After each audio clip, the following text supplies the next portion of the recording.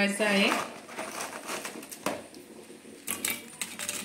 आता आपल्याला बटाटा शिलून घ्यायचा आहे। त्यावरला समजा काढून घेऊ आपण। बघा असं आपल्याला पातळ पातळ चिरून घ्यायचं आहे। मग पुन्हा आपण कटिंग करू। आधी आपण समजे असं चिरून घ्यायचं आहे।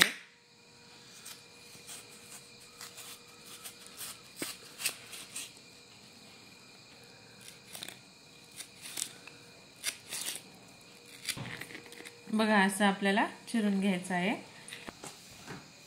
बघा असं आपल्याला चिरून घेतलेलं आहे। आता आपण एका बाउल मध्ये घालून घेऊ। बघा आता आपल्याला पाणी घालून घ्यायचं आहे।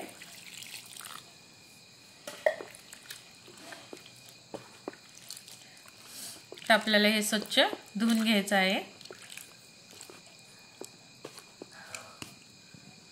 बघा आता आपल्याला पाणी काढून घेतलेलं आहे। ह्याच्यामध्ये थोडेसे चिरून घेतलेले कांदे,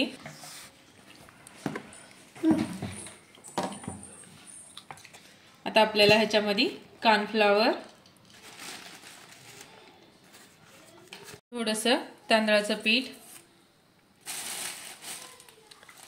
चिली फ्लेक्स, चवीनुसार मीठ, थोडीशी कोथिंबीर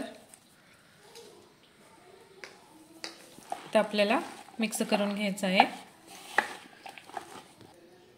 थोडंसं पाणी घालून घ्यायचं आहे।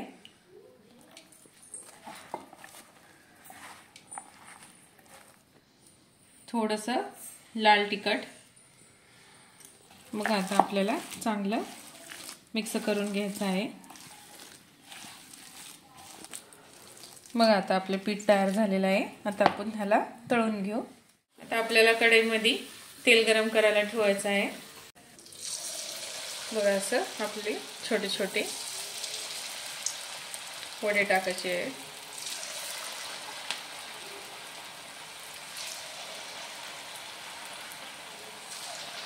बघा असं आपल्याला खाली वर करायचं आहे।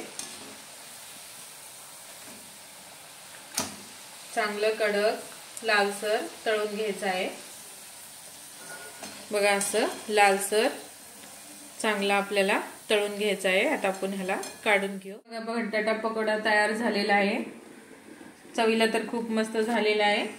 रेसिपी आवडल्यास लाईक करा, सबस्क्राइब करा।